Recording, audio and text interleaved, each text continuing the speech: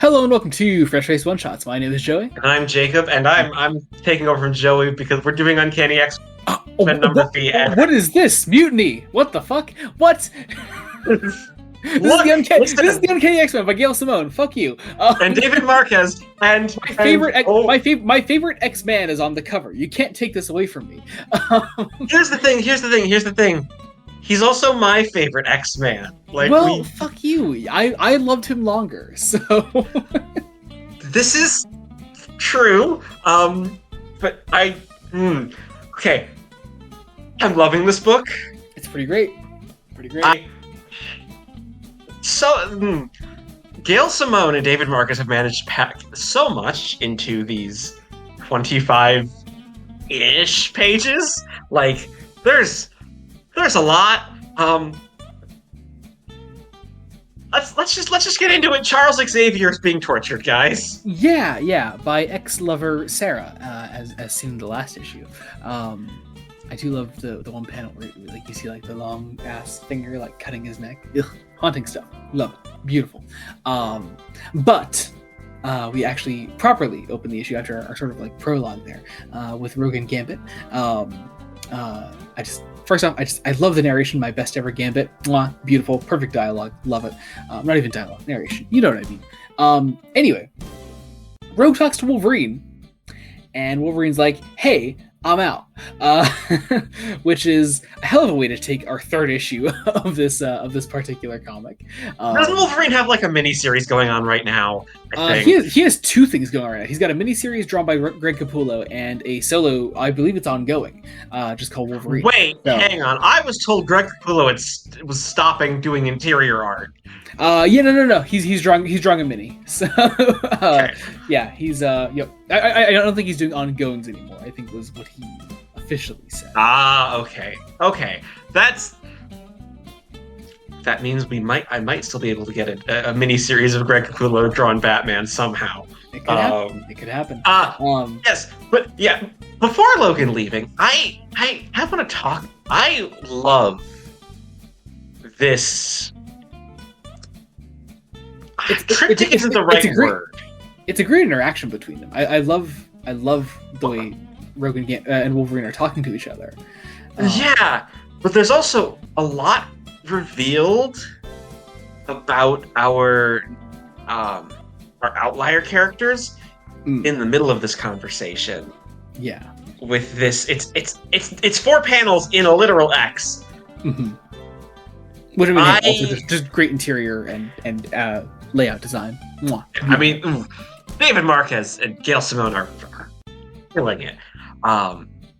We learned so much about these 4 characters, and we're going to learn more as this issue progresses. I want you to know also, I still do that thing that I talked about in the Uncanny X-Men main episodes of the podcast, where I read Wolverine dialogue in the animated Logan voice, and this is some really somber dialogue to be reading like this. Guy with the stopwatch seems okay. Messy little thing though, kind of like that. Yeah. But also, it can be ridiculous and somber at the same time, and I really like that. That's just the X-Men in a nutshell. Also, Gail Simone in a nutshell, I think. But Wolverine's out. He's leaving for the time being. I don't think he's gone forever, obviously. Look. Gail Simone advertised him as part of this team. I don't think she's getting. There are things that Simone hasn't done yet that I think she wants to do with Logan. Yeah, definitely. But first off, we learn a little bit more about the people that are letting them stay in this house. Before we also catch up with back up with Greymalk in prison, a little bit more that we learn there.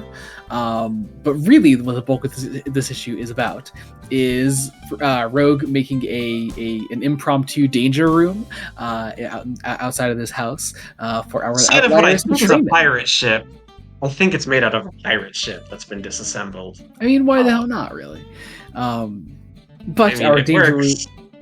Our danger room in this case is a little game of catch the elf. So Nightcrawler is takes this belt, and the Outliers have to try to catch it. I'm assuming one by one, or at the very least, we follow them one by one. It's a great way so we can follow who each of these new Outliers are. A little bit more of what their deal is, a little bit more clearly. Also, what their damage is. Yeah, I think if I do have like one minor complaint here, and I'm loving this book, I need to say this a million times over, but I think if I have like a minor complaint, I think I would almost prefer if the structure was more take an issue for each outlier to learn them one by one, rather than trying to give a little bit about them in each issue. I think I would be able to like digest that information better if it was presented that way. See, I don't want to say it's a complaint. I think they just need a little more focus, but I think we're getting that. I think that's coming. Oh yeah. I just think like, especially considering like we're getting these little flashes of their backstory, and I'm finding those like really interesting. But I definitely would be like more invested if it was just more time dedicated to each individual member rather than presenting them as a group and us getting these little like bite-sized chunks of their backstories. I think I would personally prefer that just a little bit, but still I still really like what we get. Obviously, I focus a little bit on Jitter first. Jitter has essentially insane ADHD. Finished a 3-hour exam in seconds and was ruthlessly bullied for it. Mm-hmm. We also get Ransom, who does not have a heart. I'm like, that the scientist brain is like, okay, Gale, I need to know how that works. Like, you don't have a heart. How does this human function? Obviously mutant. Yeah. But also, that frames me as part of the bad guy. Fascinating to think of a mutation as fascinating. I mean, yeah. But also, like, Ransom's comes from a rich home, and his parents didn't care. Like, quite literally. He was kidnapped, and they wanted a ransom, and they didn't pay. His parents didn't pay the ransom, so that's where he gets his name from. He was also shot 14 times.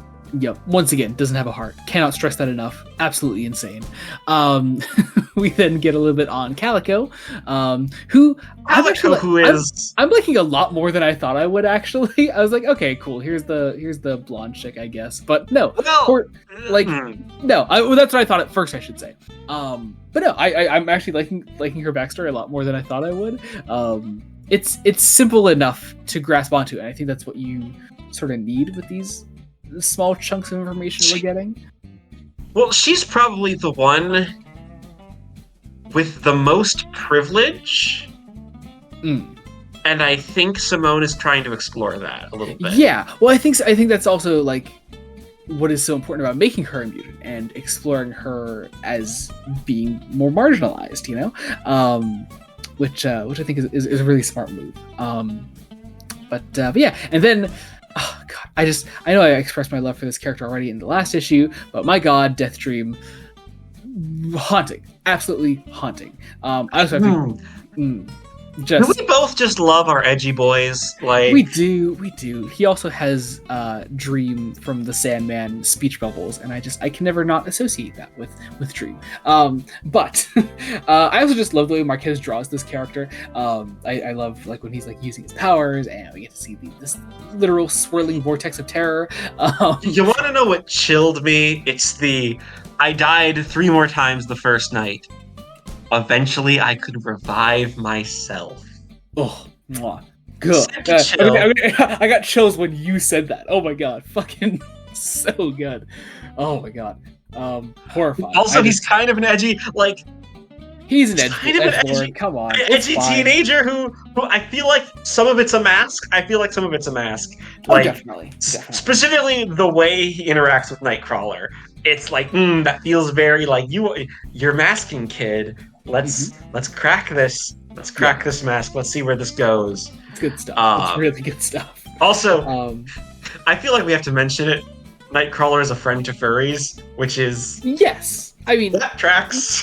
That's also just Gail Simone talking, really. It is. Who you cannot love. You can't not love, I should say. But I also, mean, she is a bear. Yeah. Calico gets the belt in the end, and then we spend the end of our issue catching up with Wolverine, who is out on the trail and ends up coming across our Sarah lady, who I forget. There was an official name for the villain, for her villain name. I forget what it was though. I know they Wasn't said it like the Hag or something? I thought that might be it. Yeah, that sounds right. But yeah, so her name is Sarah Gaunt, and I thought she was going to be the Endling. I don't think she is. I don't think so either. But yeah, she attacks Wolverine and does a hefty number on him, and to the point where Rogue, in reaching out to Wolverine, can sort of like feel him dying, and that is where the issue ends, and it is a chilling note to end on. I also just think because it implies that Sarah Gaunt is draining the life from him, like either that, or I wonder if we're talking like her hag form here. I wonder if it has like some sort of form of like adamantium involved, that she's actually able to like hurt him in this way. That could be it, because the way we mostly draw Wolverine getting beat on here is just with bloody violence, and affecting him in this way I think involves some sort of like upper hand on her end. So she calls out that she has somber steel. That's true. Which is something, but I don't know. There's something about the way that it is drawn that feels like it implies life being sucked without saying it, if that makes sense. Interesting. I didn't quite get that feeling, but I will be curious to see what they do with it later. Also, just big compliment on this last page here. I love the way Marquez draws the spatters of blood like coming around the top panel into the third panel beneath it, and that becoming the third panel, just being the black page with the blood coming over it. Just beautiful. Love that layout. It's so good. But I think that does it for that issue. My God, so good. I'm loving it. I need more. Yes. Also, the cover for next time looks like a gothic romance horror thing, and I'm loving it. Like, again, Gail Simone shit. David Marquez. David Marquez. Of course, David Marquez. Fulfilling really whatever Gail Simone wants, and I think any of us would gladly do that. Really.